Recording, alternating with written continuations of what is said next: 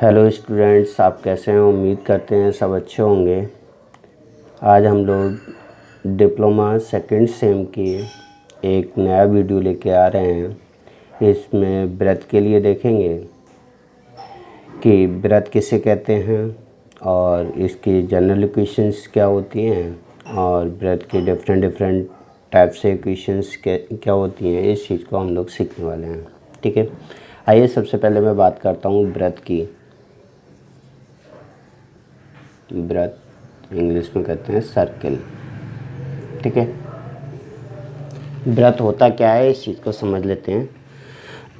व्रत उस बिंदु का बिंदु पथ है जो इस प्रकार गति करता है कि एक स्थिर बिंदु से दूरियां सदैव नियत रहती हैं। ठीक है, यानी कि इस चीज़ को समझ लेते हैं कि जैसे अगर आपका कोई भी एक पॉइंट है, ये कांस्टेंट पॉइंट है, एक निश्चित दूरी लेके, जैसे मैंने मान लिया पेन है, ये यहाँ से इतनी दूरी पर पेन ये रहा और इसका ये पॉइंट लगा दिया, लोकस लगा दिया, इसका फिर दोबारा से एक पॉइंट यहाँ लगा दिया, फिर इसके चारों तरफ ये। इस तरह से अगर हम इस पॉइंट को बढ़ाते चले जाएं, तो बिंदु लगाते चले जाएं, ठीक है, इस तरह से लगाते चले जाएं, तो इस बिंदु के चारों तरफ जो पॉइंट का लोकस बनेगा, ये इस तरह से जो बनता चला जाएगा और इन सभी को पॉइंटों को हम क्या कर दें, मिला दें। तो ये जो मिलाने पर हमें शेप मिलेगी, इस तरह से जो शेप मिलेगी वो हमारी क्या कहलाती है, सर्किल कहलाती है, व्रत कहलाती है। और इस व्रत का ये जो निश्चित बिंदु था, ठीक है, जो कांस्टेंट पॉइंट था, इस कांस्टेंट पॉइंट को कहते हैं व्रत का केंद्र। क्या कहते हैं, सेंटर, यानी कि व्रत का केंद्र। ठीक है, अब इस बिंदु से यहाँ तक की दूरी, जो पॉइंट जो हम ले रहे हैं, डिफरेंट पॉइंट ले रहे हैं, ये वाली, ये जो दूरी होती है ये कहलाती है, ये सभी कांस्टेंट होगी, निश्चित होगी, क्योंकि हमने एक ही दूरी रखी है। ठीक है, तो इसको हम कहते हैं व्रत की त्रिज्या। ये क्या कहलाती है, व्रत की त्रिज्या, व्रत की त्रिज्या, इसको हम बोलते हैं व्रत की त्रिज्या। ठीक है, और ये जो होती है वो क्या कहलाती है, व्रत की परिधि। ये है, ये कहलाती है व्रत की परिधि, ठीक है, पेरीमीटर। ठीक है, तो इस तरह से हम किसी भी व्रत को कह सकते हैं कि व्रत जो है वो उस बिंदु का बिंदु पथ है जो इस प्रकार गति करता है कि एक स्थिर बिंदु से दूरियां सदैव नियत रहती हैं।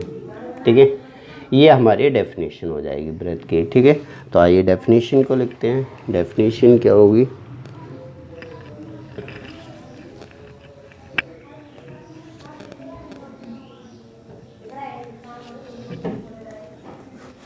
इसको मिटा देता हूँ।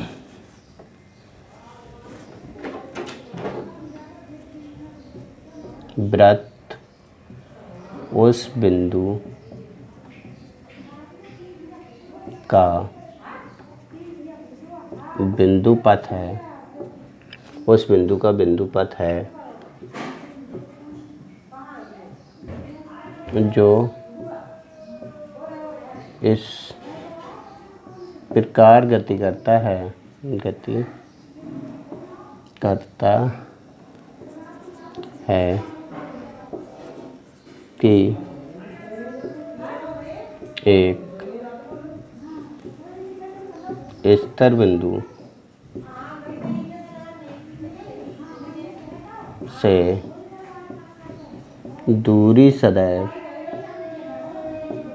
से दूरी सदैव नियत रहती है। व्रत उस बिंदु का बिंदु पथ है जो इस प्रकार गति करता है कि एक स्थिर बिंदु से दूरी सदैव नियत रहती है। इस स्थिर बिंदु को, इस स्थिर बिंदु को व्रत का केंद्र तथा नियत दूरी को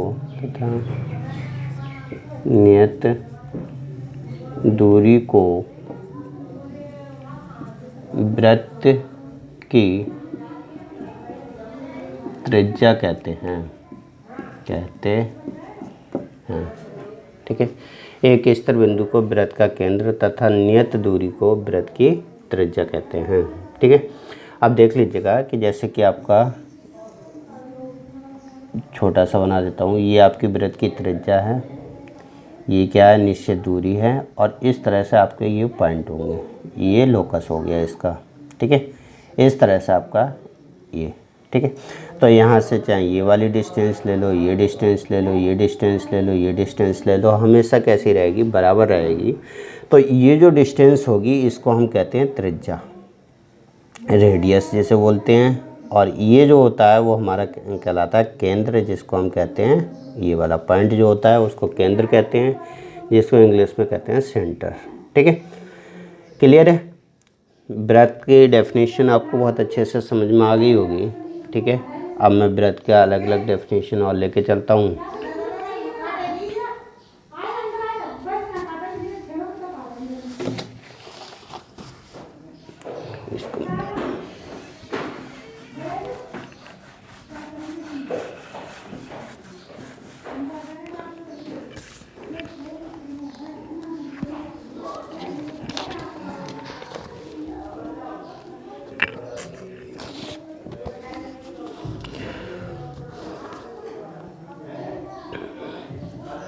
अब देखिए वृत्त का समीकरण, व्यापक समीकरण कैसे निकालते हैं।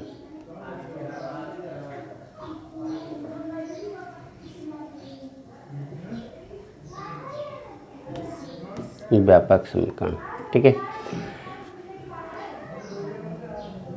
मान लिया केंद्र कितना है h, k, और त्रिज्या कितनी है, उस वृत्त का समीकरण ज्ञात कर रहे हैं जिसके केंद्र तो है h, k, और रेडियस जो है वो कितनी है, r है। तो उस वृत्त का क्या समीकरण होता है, इस चीज़ को समझ लेते हैं हम लोग। देखिए हम लोगों ने ये कहा है कि वृत्त उस बिंदु का बिंदु पथ है जो इस प्रकार गति करता है कि एक स्थिर बिंदु, यानी कि ये स्थिर बिंदु हो गया जिसके कोऑर्डिनेट हो गए h, k। ठीक है, ये आपकी किसी भी पॉइंट से डिस्टेंस जो हो गई वो क्या हो गई आपकी r, ये वाली डिस्टेंस r। हमने ये मान लिया कि ये जो पॉइंट से जिससे डिस्टेंस है वो पॉइंट है x, y। ठीक है, तो ये पॉइंट अगर यहाँ होगा तब भी आपका x, y रहेगा, ये पॉइंट आपका यहाँ होगा तब भी ये कितना रहेगा, x, y ही रहेगा। ठीक है, ऐसे ही इन सभी को मिलाने पर ये हमारा क्या बन जाएगा, एक सर्कल बन जाएगा। क्लियर है। ठीक है, अब ये सर्कल बन गया। अब यहाँ से यहाँ तक की ये डिस्टेंस है r, हमें पता है ये कोऑर्डिनेट है h, k, और ये है x, y। तो ये क्या है, एक्चुअल में 2 डायमेंशन में दो बिंदु के बीच की दूरी, दो बिंदु के बीच की दूरी हमें पता है कि x का कोऑर्डिनेट और इसका कोऑर्डिनेट का डिफरेंस का स्क्वायर, यानी कि दो बिंदु के बीच की दूरी का वर्ग। अगर बात करेंगे, फार्मूला लगाएंगे तो r स्क्वायर इक्वल्स टू कितना हो जाएगा, x माइनस एच का whole square plus y minus k का होल स्क्वायर। यही तो होता है दो बिंदु के बीच की दूरी का फार्मूला। ठीक है, आई होप ये बात आपको समझ में आई होगी। तो अगर इसी को हम देखें तो इसको हम ऐसे लिख सकते हैं, x माइनस एच का whole square plus y minus k का whole square equals to r square. ये क्या है, आपका वृत्त का व्यापक समीकरण होता है।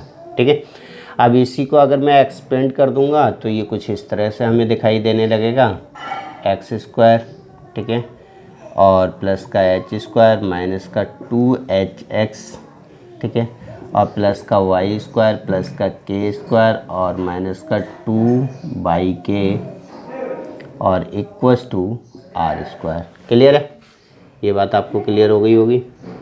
तो अब देखिए इसको और हम लोग कर सकते हैं, एक्स स्क्वायर प्लस का वाई स्क्वायर माइनस का 2hx माइनस का 2yk। ठीक है, इसको सबको इधर ले जाते हैं तो ये हो जाएगा r स्क्वायर माइनस का h स्क्वायर माइनस का k स्क्वायर।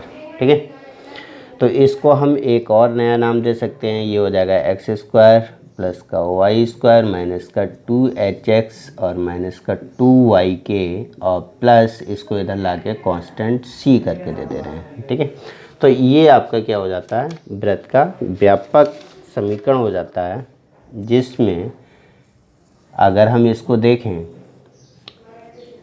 तो माइनस एस के लिए अगर ले लें तो ये जहाँ केंद्र जो होगा वृत्त का केंद्र, इस वृत्त का केंद्र एच कॉमा के, ठीक है, और रेडियस जो त्रिज्या होगी, त्रिज्या जो होगी वो कितनी होगी, आर होगी। सही है।